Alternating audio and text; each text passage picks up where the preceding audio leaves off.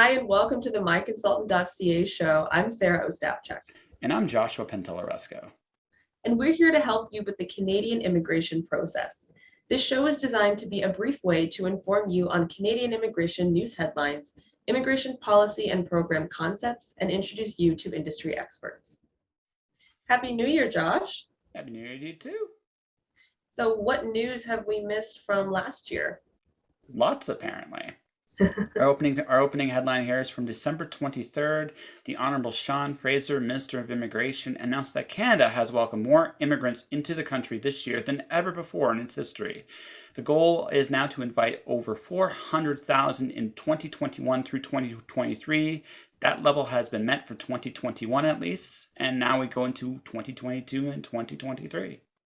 Yeah, I think that's really amazing considering, the pandemic. Well, I kind of think it's a bit of both. The pandemic, 2020's goals were not met. So 2021 kind of just balanced that out just a bit. That all said, still, very impressive number to say the least. Definitely. And that isn't the only news that the Honorable Sean Fraser has been in there, hasn't it, Sarah? No, it is not.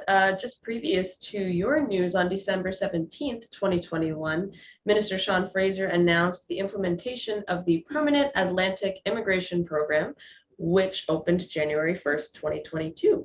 And it's a new program based on the pilot version that had a lot of success, and it's meant to address labor shortages in that region of Canada. So, just for clarification's sake, what pilot version are we talking about? It's, I think, a near identical version that I'm not sure when it was implemented, but I know that the numbers were above 10,000 for immigrants coming into the region of Canada we're talking about, which is the Atlantic region. So I guess they had some success there, and there's still labor shortage, just like in a lot of parts of Canada. So they're going to continue with it in the new year. We had some news coming out of Quebec as well, right, Josh? We sure did. As of January 1st, Quebec has raised processing fees on permanent and temporary immigration applicants. These fees are applicable only on the provincial level, do not include anything federal at all. There are a lot of changes. For more information, go to their website, immigrationquebec.gov.qc.ca. There is definitely a lot of information there for people to read. And finally, our last bit of news is our first express entry draw of 2022 has already been held, which was on January 5th. Canada sent out 392 invitations to PNPs only. And you might have noticed we had a very PNP focused year in 2021, and that seems to be continuing a bit this year. It's just because there's a backlog that needs to be cleared for PNPs before other categories are considered. And once again, Concepts in Immigration is back. So we're doing immigration classes this week, Sarah? Yes, so because it's a new year, I thought it was a good opportunity to take a step back from the specific categories and pathways like the PNPs and the RNIPs and talk about the different classes of immigration and other methods of coming into Canada that aren't just economic based. So without further ado, ladies and gentlemen, let's go to this week's Concepts in Immigration. Hi, everyone, and welcome back to Concepts in Immigration. For those of you tuning in for the first time, welcome. We're really happy to have you. Today, we'll be discussing Canadian immigration on a broader scale. Last year, if you tuned in, you would have noticed we talked more specifically about certain pathways to permanent residency, such as provincial nominee programs, or PNPs, or rural northern immigration pilot programs, which are RNIPs. Now, these fall specifically under the economic class. But what is the economic class? What are the other classes? What are some other specific pathways? These are the questions we're going to answer today to help you find the best possible pathway for you to immigrate to Canada. For those of you who are unfamiliar with the IRCC, this stands for Immigration, Refugees, and Citizenship Canada, and it is our immigration department, so they deal with programs as well as applications. And the pathways that I just mentioned fall under this Department of Canada. So without further ado, let's take a look. There are two major categories of immigration programs to enter Canada. There's the economic classes and the non-economic classes. The economic classes are programs that are designed to grow Canada's economy through the immigration of skilled workers internationally. And these programs include, for example, federal skilled workers, startup business class, Quebec economic classes, caregiver classes, agri-food pilot, and temporary resident to permanent resident pathway. These are just a few examples. The list is quite extensive. There are also non-economic classes. And these are programs that allow for immigration of peoples for the purpose of family reunification, humanitarianism, such as refugees, and other social objectives. And these classes include the family class, such as spouses or common law partners, parents and grandparents, dependent children, adoptions, and other eligible relatives. And then there's the humanitarian classes, which includes things like permanent resident pathways for Hong Kong residents, and healthcare workers permanent residence pathway due to COVID-19, so COVID-19 program delivery. There are, as you can see, very up-to-date programs that change depending on what's going on in the world, and there are new programs added all the time. For example, as discussed in the news section of today, the Permanent Atlantic Immigration Program has opened as of January 1st, 2022. And this is a program that was built based on the success of the original pilot program. And you'll see that happening quite a lot as well. The RNIP, for example, was a pilot program that is developing further because of its great success in bringing skilled workers as immigrants into the country. As mentioned, there are many different programs and pathways to becoming a permanent resident in Canada, and it's important to understand many of them so that you can find what best fits for you. Although this can be difficult, it's a lot to navigate. So be sure to check out MyConsultant.ca for information, as well as to find a great consultant who can help you come to Canada. Hello, everybody. Welcome to the year 2022. This week, we'll be continuing to talk about our last headline of 2021 as we deal with the letter to the new Minister of Immigration from the Honorable Justin Trudeau. This mandate is always given to new ministers when they obtain office. So we covered a little bit of the letter in the final episode of 2021. Today, we'll be elaborating a bit more about the letter and goals of 2022 and beyond. First, continue to bring newcomers to Canada to drive economic growth and recovery, as set out in 2021 to 2023 Immigration Levels Plan.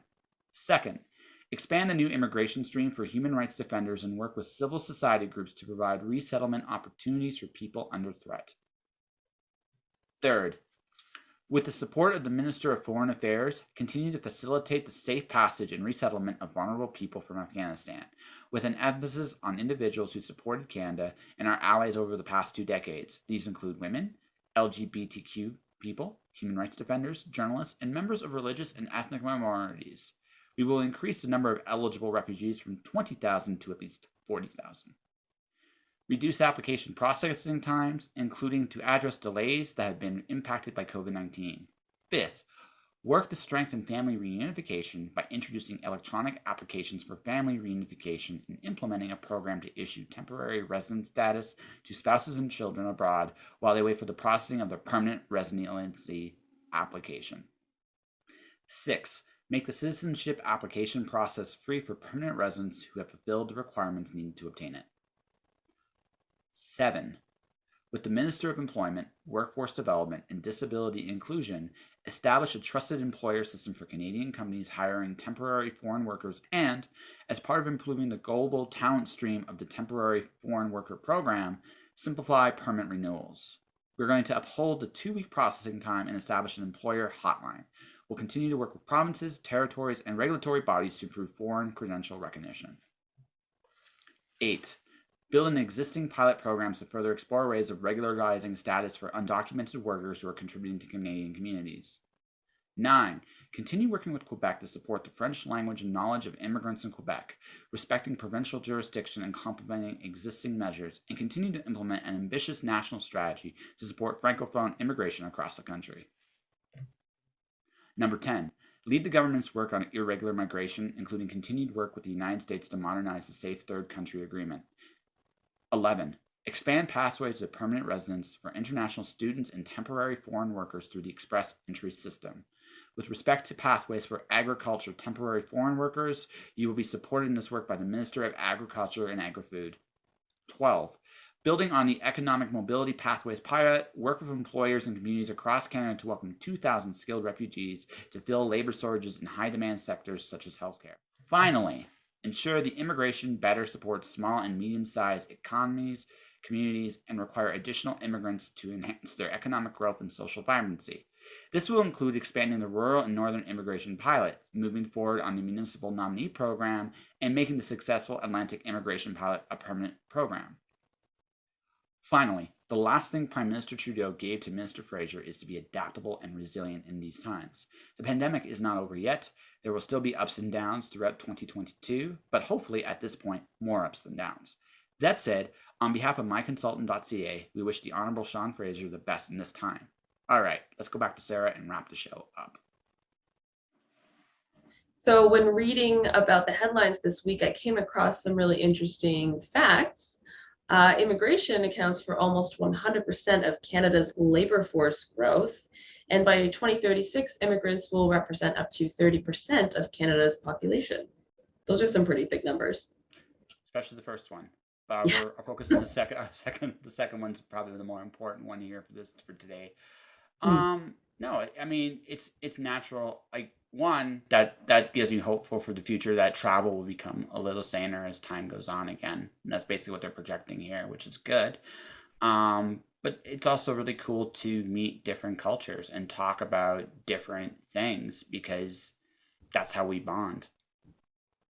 I think that it's good news for those who are trying to immigrate to Canada. I personally don't know what it's like to have to decide where to immigrate, or if there are other places that people consider when they consider Canada. But I think that having a community of people here who are also from lots of different places in the world can make it really welcoming. And we need immigrants as much as immigrants might want to come here as well. So that's mutually beneficial for sure.